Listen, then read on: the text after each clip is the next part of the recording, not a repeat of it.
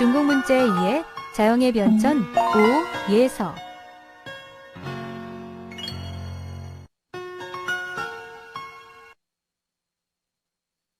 학습에 들어가기에 앞서 오늘 배울 한자를 미리 알아보겠습니다. 그림에 마우스를 올려서 확인해 보세요.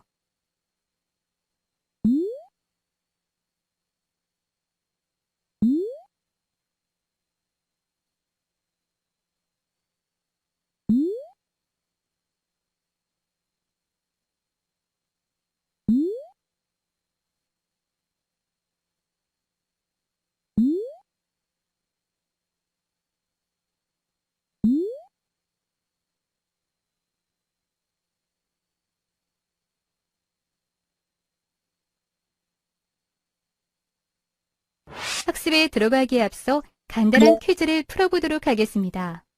화면의 내용을 잘 읽고 정답을 맞춰보세요.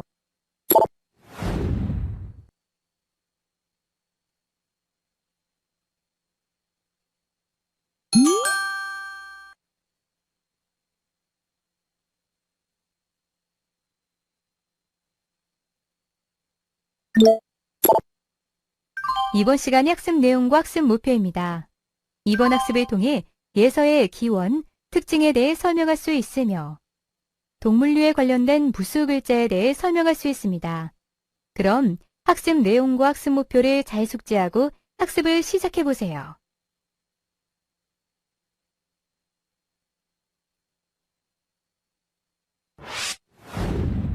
워밍업.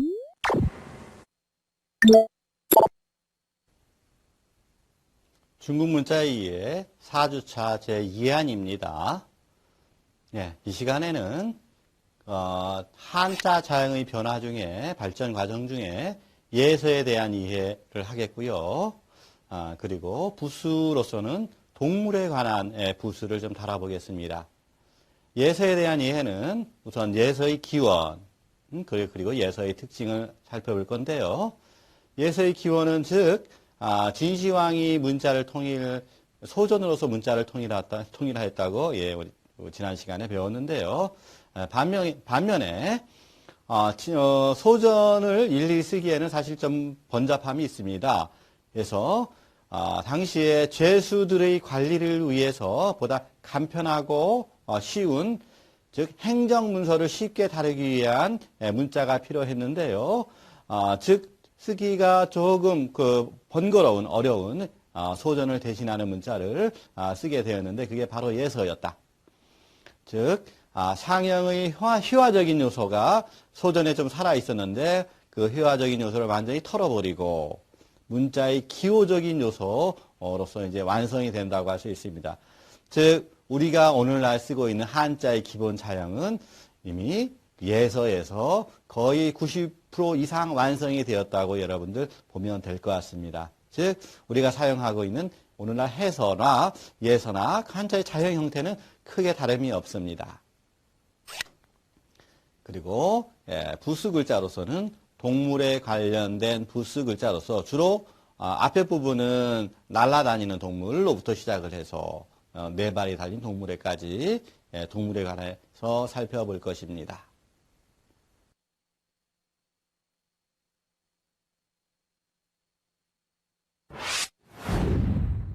예서에 대한 이해.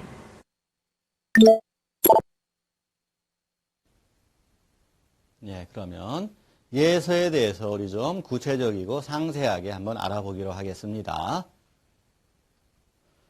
예서의 기원에 대해서 우리가 살펴본다면 진시황 시기 고된 노역과 강한 형벌로 죄수들이 굉장히 많았습니다. 그 이유는 알겠죠? 여러 가지가 이유가 있었는데 그 중에 대표적인 게 만리장성의 구축이라든가 혹은 아방궁 등등 그리고 우리 지금 서안에서 발견되는 그 진시황릉 개방이 안 됐지만 그 병마용이라든가 이런 등등 당시에 굉장히 고된 노역들이 있었는데요. 그로 인해서 많은 죄수들이 있었다고 합니다. 그러한 죄수들의 관리를 위해서 간편하고 쉬운 즉 간편하고 쉽게 행정문서를 다루기 위한 어떤 문자가 필요하게 되었다. 그래서 여기서 말하는 예자가 예자를 쓴 것이 바로 예서라고 이제 명명이 된 것입니다. 진시황의 분석 갱유에 의해서 이어서 한나라 초기에는 예서의 서체가 완성되지는 않았다고 합니다. 그러다가 한의 무제 때 이르러 예서를 국가의 공식 문자로 지정하였고 또한 유학을 당시 국교로 삼았습니다. 그 이후에 예서는 경전의 해석을 둘러싼 왕성한 학문적 발전과 더불어 널리 쓰이게 되었습니다. 이 예서는 주로 석경이라고 해서요, 즉 돌 위에 당시에 그 유학 경전들을 돌 위에 새겨서 그걸 후세에 전하기도 하였고, 그걸 탁본을 떠서 책과 같이 보기도 하였는데, 그러한 석경 속에 많이 남아 있습니다. 그 예서의 특징은 앞의 고문자들, 앞의 고문자란 얘기는 즉 진시황 이전의 고문자들, 즉 그 소전으로부터 대전의 형식, 금문의 대전의 형식, 혹은 갑골문의 형식들과는 다른 새로운 한자의 사용이 되었다. 진나라의 9년제 실시, 이 실시로 그 행정적 실용성이 많이 필요하였고, 보다 빠르게 쉽게 문자를 따라서 보다 빠르고 쉽게 문자를 쓰기 위해 고안된 것이 바로 예서이다. 따라서 상형의 회화적인 요소가 완전히 탈피되었고 문자의 기호적인 요소가 많이 가미되었다. 즉 완성되었다 할 수 있다. 오늘날 쓰이는 해서의 어떤 출발점으로 볼 수도 있다. 세 번째 특징은 예서는 한자 자체의 변화의 발전에 있어서 대변혁이라고 할 수 있다. 즉 문자학에서는 소전에서 예서로 자체가 변화 발전한 것이다. 이것을 예변이라고 표현을 합니다. 예서로 변화하였다. 즉 예변이라는 표현은 소전체의 서체가 이제 예서로서 굳어지는 과정을 예변이라고 합니다. 소전과 예서의 어떤 그 자형의 특징을 비교를 해보면 소전은 직사각형의 형체를 하고 있고요. 둥근 필체, 감싸는 필체를 가지고 있습니다. 반면 예서는 좀 옆으로 쭉 퍼졌죠. 옆으로 넓게 퍼진 모양을 하고 있고요. 곧은 필체로 변하였고요. 마지막 부분이 갈라져 날아갈 듯한 삐침획이 많이 사용되었습니다. 즉 해서와 예서 등에 쓰이는 삐침획이 바로 이 예서로부터 시작이 됐다고 보면 됩니다. 네 번째 특징은 예서의 편방은 소전에 비해 간략화되고 또한 병합되고 변형된 형체를 지니고 있다. 이것은 예변 과정에서 편방의 혼동 형상까지 발생하게 되었습니다. 또 하나의 특징은 예변 이후의 한자는 표의 기능이 대폭 상실됐다. 즉 형체에서 의미를 나타내는 기능이 대폭 상실됐다.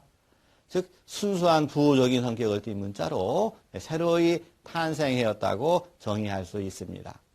거기에 보이는 것이 주로 한나라 때 그 쓰여진 석경이라든지 즉 석강 문자를 탁본한 것입니다. 그 옆에는 그러한 예서체를 가지고 작품한 서예 작품이겠죠.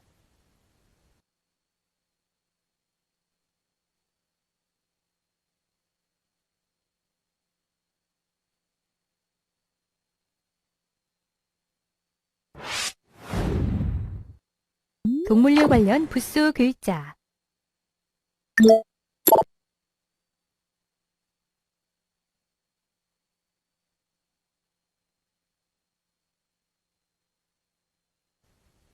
그럼 이제 동물류와 관련된 부수 글자를 날아다니는 새 종류로부터 네 발이 달린 짐승에까지 한번 살펴보기로 하겠습니다. 첫 번째, 우리가 많이 접하는 글자 중에 하나죠. 단독 글자로 쓰이기도 하고요. 부수로도 많이 쓰입니다. 새조자죠. 이 새조자는 공지가 긴 새의 머리부터 부리, 날개, 꼬리, 다리 등을 모두 본뜬 글자이다. 즉 새의 전 부분의 특징들을 다 나타낸 글자가 바로 이 새조자입니다. 반면 또 다른 이 새조자 말고도 또 다른 새를 나타내는 글자가 부수 글자가 있습니다. 즉 새추자 같은 경우가 있는데 새도 종류가 많죠. 예, 대표적인 특징 중에 꼬리가 긴 것도 있고 꼬리가 짧은 것도 있고 그래서 여기서 이 새조자는 일반적으로 꼬리가 긴 새를 나타낸 꼬리가 긴 새를 형상한 글자가 바로 이 새조자이다. 반면에 뒤에 설명할 새추자는 꼬리가 비교적 짧은 새를 형상한 게 바로 새추자라는 것 뒤에 나올 겁니다. 그래서 이 새조자의 뜻은 물론 새고요. 음은 조, 중국 발음은 병음은 냐오라고 합니다. 각골문과 근문을 보면 이 각골문과 근문은 정말로 이 각골문에서는 좀 간략하게 새 모양을 그려놓은 것을 갖고요. 근문은 조금 더 구체적으로 새의 형상을 띈 부호화시킨 것을 볼 수 있죠. 소전도 유사하게 볼 수 있고요. 예서, 해서 오늘날 문자니까 우리가 익숙한 거고요. 따라서 소전, 근문, 각골문을 본다면 새의 모습을 형상하였음을 실제로 우리가 느끼고 보고도 알 수 있습니다. 예, 우리가 거기에 성어 본다면 화조풍월이란 성어가 있습니다. 즉 화, 꽃, 그리고 조, 새, 풍, 바람, 그리고 월, 달, 꽃과 새와 바람과 달이란 뜻으로 자연의 아름다운 경치, 자연의 아름다운 경치를 음미하고 향유함을 말할 때 이 화조풍월이라는 성어를 많이 사용하고 있죠. 흔히 사용하고 있습니다. 그래서 꼬리가 긴 새의 모양을 본뜬 글자가 바로 새조자이다 라고 여기서 우리는 다시 한번 확인하고 가면 좋을 것 같습니다. 예, 두 번째 앞에 글자에 이어서 새추자죠. 방금 설명드린 대로 앞에 새조자는 꽁지가 긴 것, 이 새추자는 꽁지가 짧은 것을 나타낼 때 이 글자를 쓴다. 예, 자원을 살펴본다면 꽁지가 몽떡하게 짧은 작은 새의 모양을 본떠서 꽁지가 그 짧은 새를 통틀어서 일컬을 때 이 글자를 쓰고 있고요. 물론 이 새추자가 낱글자로도 사용되고 있고요. 이게 부수로서 의미가 부여될 때, 즉 꽁지가 비교적 짧은 새들에게 쓰일 때 이 새추자가 많이 붙는다고 우리는 이해를 하면 좋을 것 같습니다. 물론 예외적인 경우도 있겠죠. 예, 이 글자의 뜻은 이것도 마찬가지로 똑같이 새라는 의미. 근데 그 내면에 꽁지가 짧은 새 이렇게 이해하면 좋을 것 같고요. 음은 추, 중국 발음은 쪼이라고 합니다. 예서와 해서 우리가 쓰는 문자니까 비슷한 우리가 익히 알고 있는 글자고요. 각골문, 근문, 소전. 보면 우리 새조자에 비해서 각골문, 근문, 소전이 조금 더 덜 복잡하죠. 조금 더 단순하죠. 여하튼 앞에 새조자가 좀 화려한 새, 꽁지가 긴 새를 나타내지만 요거는 좀 몽뚱한 새, 꽁지가 몽뚱한 새를 나타냄을 우리가 이 각골문과 근문, 소전을 통해서도 우리가 확인할 수 있습니다. 참조를 잘 살펴본다면 새조와 구별해서 꽁지가 짧은 새의 모양을 본뜬 글자이다. 그렇지만 실제 부수의 활용은 꼬리의 그 크기와는 길이와는 상관없이 사용되고 있는 경우가 많다. 어떤 경우에는 형성 문자의 발음 부분, 즉 음과 부분으로 사용되는 경우도 많이 있다. 이렇게 이해하시면 좋을 것 같습니다. 예, 다음은 날비자입니다. 이거는 각골문과 근문에는 이 글자가 보이지 않습니다. 아직까지는 발견하지 못했고요. 소전의 모양 혹은 물론 해서와 예서를 보고도 우리가 추정할 수 있는 게 이건 새가 양 날개를 펼치고 하늘로 나는 모양을 본뜬 글자이다 라고 우리가 이해하면 좋을 것 같은데요. 거기에 오를 승자가 속에 보이죠. 왼쪽에 오를승자가 보이고, 그리고 위, 상하에 보면, 그게 날개짓 하는 것, 날개를 펼치고 있는 것, 비슷하게 우리가 추측을 할 수 있는데요. 즉, 날개짓하며 하늘로 올라가는 것이란 의미라고 보면 좋을 것 같는데요. 그게 바로 날다라는 의미를 뜻하는 거죠. 그래서 뜻은 날다, 음은 비, 그리고 병은 페이라고 합니다. 여러분, 풍비박산이란 말 들어봤나요? 못 들어봤다고요? 여러분, 풍지박산이란 말은 들어봤죠? 근데 사실 풍지박산이란 말은 잘못된 말이고요. 풍비박산이란 말이 옳은 말입니다. 즉, 풍지가 아니라 풍비박산, 즉, 바람이 날리우고, 우박이 흩어진다. 즉, 엉망으로 깨져 흩어져 버리는 걸, 사방으로 흩어져 버리는 것을 풍지박산이 아니라 풍비박산이라고 표현을 해야 합니다. 여러분, 이 시간에 여러분이 잘못 알고 있는 풍지박산이란 말은 잘못되어 있고, 풍비박산이란 말로 우리가 고쳐서 불러야 되는데, 그거는 바람이 불어, 바람이 날려, 우박이 이리저리 흩어짐을 나타낸다. 즉, 엉망으로 되는 경우, 우리가 풍비박산이라고 쓴다라는 것 기억하면 좋을 것 같습니다. 다음은, 깃우인데요. 이건 새의 좌우에 붙어 있는, 오른쪽 왼쪽에 붙어 있는 깃 혹은 날개의 모양을 본뜬 글자이다. 예서해서 이 모양에서도 비슷하게 추측을 할 수 있죠. 그리고 소전, 근문, 간문의 형태에서 이게 쉽게 말하면 여러분 닭날개 비슷하지 않습니까? 닭날개 혹은 새날개, 즉 새의 좌우 날개를 형상화한 게 바로 이 기두자이다라고 여러분 이해하시면 좋을 것 같습니다. 새의 좌우 날개를 상형화시킨, 형상화시킨 글자. 그래서 뜻은 깃, 음은 우, 병음은 위라고 합니다. 그리고 안일비자입니다. 이 안일비자도 좌우의 날개, 깃을 형상한 글자인데요. 그런데 우리가 여러분들은 못 봤을 텐데 저는 어렸을 적에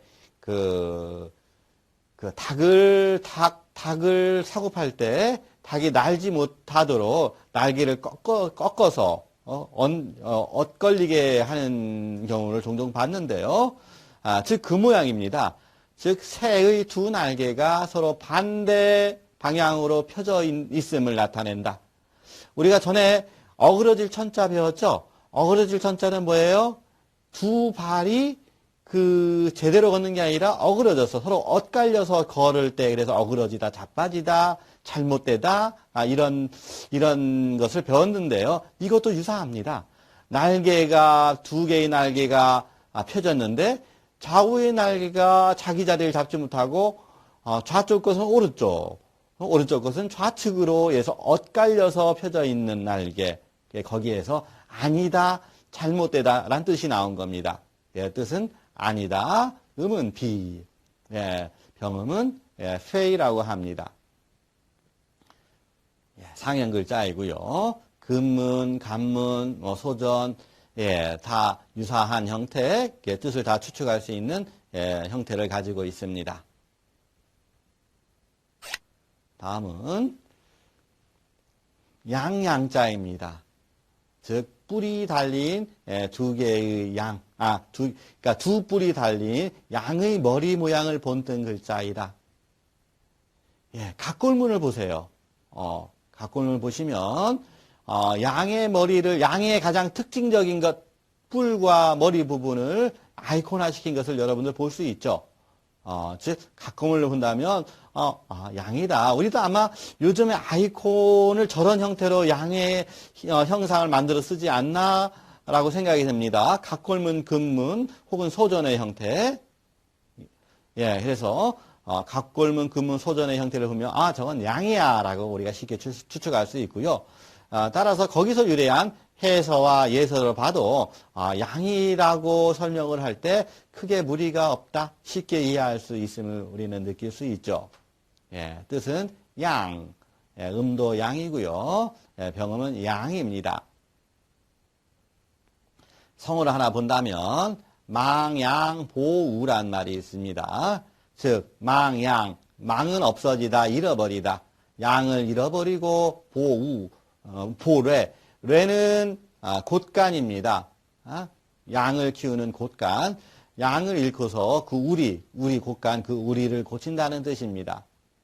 즉 실패한 후에, 실수한 후에 이를 대비함, 즉 이미 어떤 일을 실패한 뒤에 뉘우쳐도 소용이 없음, 뭐 이러한 말, 이 바로 이제 망양보래란 뜻이죠. 다음은 소우자입니다. 이 글자도 양양자와 마찬가지로 각골문, 금문, 소전을 보면 소의 가장 특징적인 부분을 형상화시켰음을, 아이콘화시켰음을 여러분들 볼 수 있습니다. 즉 소의 두 뿔과 머리, 어깨, 꼬리 등의 모양을 본뜬 글자입니다. 뜻은 소를 나타내고요. 음은 우, 중국어 발음 병음은 니우라고 합니다. 각금은 금은 소전을 통해서 쉽게 우리 이해할 수 있고요. 그것에 기원을 한 예서와 해서 우리 쉽게 이해할 수 있겠죠. 여러분들 성어 중에 교각사루란 말 들어봤습니까?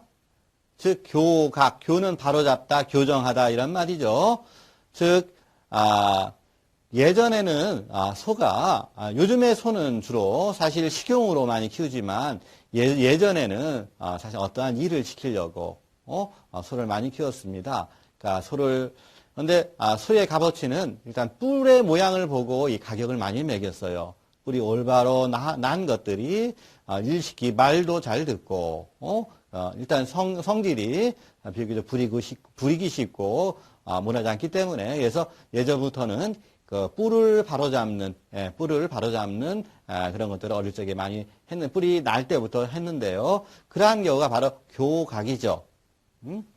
근데 그게 지나쳐서 새 뿔을 바로 잡으려다가 살로 소를 죽이는 이러한 경우가 있었다고 합니다. 이 말은 즉 결점이나 흠을 살짝 고치면 되는데 지나치게 고치려다가 오히려 수단이 지나치게 되어서 오히려 일을 그르치게 되는 것. 즉 쌍꺼풀 살짝만 손을 댔어도 되는데 크게 벌리다가 오히려 얼굴을 망가뜨리는 그것도 교각사루라고 볼 수 있지 않을까요? 그래서 교각사루는 작은 흠을 덮으려다가 오히려 큰 실수할 때 쓰이는 편이라는 것 여러분 기억하면 좋을 것 같고요. 다음은 말마자입니다. 이 글자도 이제 말의 머리, 그리고 말은 또 특징적인 게 하나가 뿔이 아니라 갈기죠. 즉 머리부터 이 그 머리 부분, 뒷머리 부분에 이 갈기, 이게 가장 특징적일 건데요. 그래서 대부분의 우리 상형 글자를 본다면 양양자라든지 소우자라든지 그 동물들이 나타내는 가장 특징적인 부분을 그 아이콘화시킵니다. 부호화시킵니다. 그래서 이 말마자도 다른 네 발이 달린 짐승에 비교를 할 때 가장 특징적인 부분은 그 머리 뒷부분에 달린 갈기거든요. 그래서 말의 머리, 그리고 말의 길쭉한 머리, 그리고 갈기, 꼬리, 네 다리 모양을 본뜬 것이 이 말마자이다라고 여러분들 이해하시면 좋을 것 같습니다. 그래서 각골문, 금문의 형태, 여실히 드러나 있고요. 소전에서도 마찬가지죠. 그래서 그에 기원한 예서와 해설을 봐도 이게 말이란 것 여러분 쉽게 추측할 수 있을 것입니다. 성어를 하나 살펴보면 지로구이마라는 것 여러분 많이 쓰이죠. 즉 사슴을 가리켜 말이라고 한다. 이것도 전국시대에 있었던 것인데요. 억지로 사실을 은폐하고 사실이 아닌 것을 사실로 만들어서 강압적으로 인정하게 하는 것이 바로 지로구이마입니다. 즉 힘에 굴복하여 말하는 것, 즉 우리 사람의 일종의 아부성, 뭐 어용, 뭐 이러한 측면에 쓰이는 글자가 바로 성어가 바로 지록위마라고 할 수 있습니다. 예, 다음은 사슴록입니다. 예, 이것도 사슴의 가장 특징적인 부분을 아이콘화시켰다, 보호화시켰다. 예, 자원은 주로 숫사슴이죠. 예, 뿔이 나는 것은 암사슴 뿔이 안 납니다. 즉 사슴의 가장 특징적인 아주 긴 뿔이죠. 예, 긴 숫사슴의 긴 뿔, 그리고 머리, 네 발의 모양을 본뜬 글자가 이 사슴 녹자이다. 예, 각골문을 본다면 가끔 위에 사슴 모양, 그 위에 사슴 모양이 두드러지게 나타나고 있죠. 위에 사슴 뿔의 모양, 아주 긴 뿔의 모양이 아주 두드러지게 나타나고 있습니다. 즉, 저렇게 긴 뿔을 가진 동물은 사슴 말고는 뭐 또 별다른 게 없죠. 그래서, 긴 뿔을 가장 특징적으로 형상화시킨 글자, 사슴을 나타낸 글자임을 우리가 쉽게 추측할 수 있습니다. 예, 각골문에서 근문에 혹은 소전에 이르기까지 그 한 가지 그 기원이 같다는 것 우리가 추측할 수 있고요. 예, 소전을 통해서 예서해서, 즉 예서해서를 통해서 우리가 소전을 또 추측해낼 수 있고요. 성어를 하나 본다면 뜻은 사슴이고요. 음은 녹. 한어 병음 중국어 발음은 루라고 합니다. 예, 중원 충록이란 말이 있습니다. 중원은 예전에 중국을 말할 때 중원이라고 얘기합니다. 중원, 중국 또는 천하를 말하며 충록은 서로 경쟁한다. 즉 사슴을 쫓는다.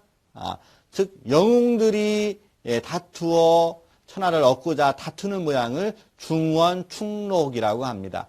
즉 충록은 바로 사냥감을 두고서 서로 다투는 것을 바로 충록이라 하겠죠. 아주 긴 땅, 아주 중요한 곳, 아주 요긴한 곳을 얻으려고 서로 싸우는 모양, 그게 바로 중원 충록이라고 합니다. 다음 글자는 호랑이를 나타내는 그 호자입니다. 이 글자도 마찬가지 호랑이의 가장 특징적인 것이 뭘까요? 즉 얼룩진 그 무늬죠. 얼룩덜룩한 줄무늬가 바로 호랑이의 가장 특징적인 부분이다. 즉 이 글자는 얼룩덜룩한 줄무늬 호랑이의 가죽을 본뜬 글자이다. 즉 네 발 달린 짐승의 이 얼룩덜룩한 부분을 좀 더 그 특징을 잡아서 그려낸 만든 글자가 바로 이 범호자, 호랑이 호자임을 우리가 알 수 있습니다. 각골문, 근문, 소전에 이르기까지 네 발이 달린 동물의 얼룩덜룩한 가죽의 모양을 형상화하였다라고 여러분을 이해하면 좋을 것 같습니다. 뜻은 범, 음은 호, 한자 병음은 후라고 하고요. 호가 호이란 말 많이 들었죠? 남의 의세를 빌려서 호기를 부린다는 뜻. 많죠, 그런 사람들. 정의롭지 못함을 말합니다. 다음은 용자입니다. 사실 용은 용은 일종의 상상의 동물이죠. 하지만 상상의 동물을 많이 형상화한 것을 많이 여러분들 볼 수 있습니다. 그렇죠? 그런 형상화한 용의 모양을 그려낸 것이 바로 용자입니다. 즉 예전에도 물론 우리가 생각하는 그 용의 형상이 우리 당대에 생각했던 것이 아니라 먼 우리 조상들로부터 생각했던 그런 이미지들이 우리가 생각하는 이미지인데요. 그러한 이미지를 형상한 글자가 바로 이 용자이다. 즉 머리를 치켜 세우고 몸뚱이를 꿈틀거리며 떠오르는 용을 나타낸 글자가 바로 용자이다. 뜻은 용, 음은 룡, 그리고 발음은 중국어 발음은 롱이라고 합니다. 다음은 거북귀자입니다. 물론 많이 쓰이진 않지만, 부수로도 많이 쓰이진 않지만, 낱글자로서 이 거북귀자는 또 많이 쓰입니다. 이것도 복잡하니 각골문과 근문을 보면 거북 모양을 나타냄을 볼 수 있죠. 즉, 그 등껍질이 바둑판 모양의 등껍질 형성하는 것을 볼 수 있습니다. 이 자원은 위에서 본 거북의 머리와 다리, 꼬리, 등껍질의 모양을 본뜬 글자이다. 거북의 배껍질을 불에 구워 갈라진 틈으로 점을치기에 터지다, 갈라지다라는 의미도 확대되어 쓰여진다라고 이해하면 좋을 것 같습니다. 예, 뜻은 거북, 음은 귀, 병음은 꾸이라고 합니다.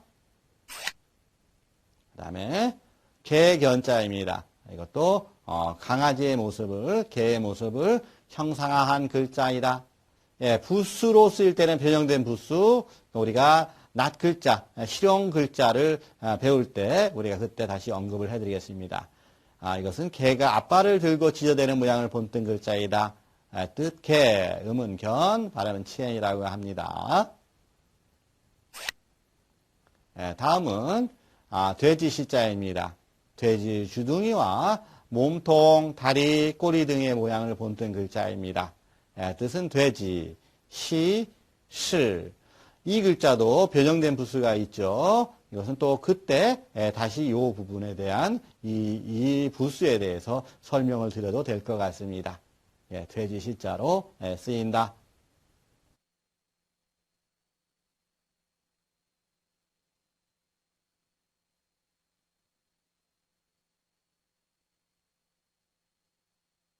이번 학습을 통해 배운 내용을 퀴즈를 통해 확인해 보겠습니다. 퀴즈는 총 3문제입니다. 그럼 시작해 볼까요? 스타트 버튼을 클릭하세요.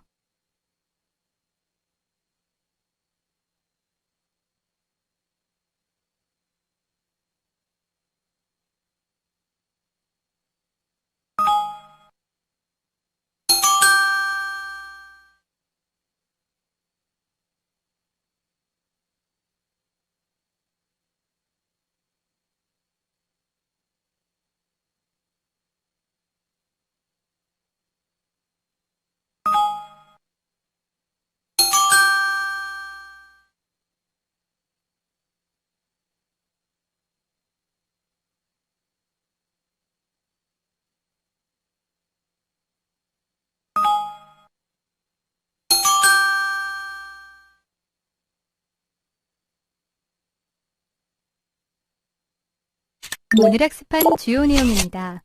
학습 정리를 통해 오늘 학습한 내용을 다시 한번 숙지하시고 부족한 부분은 꼭 확인해 보세요.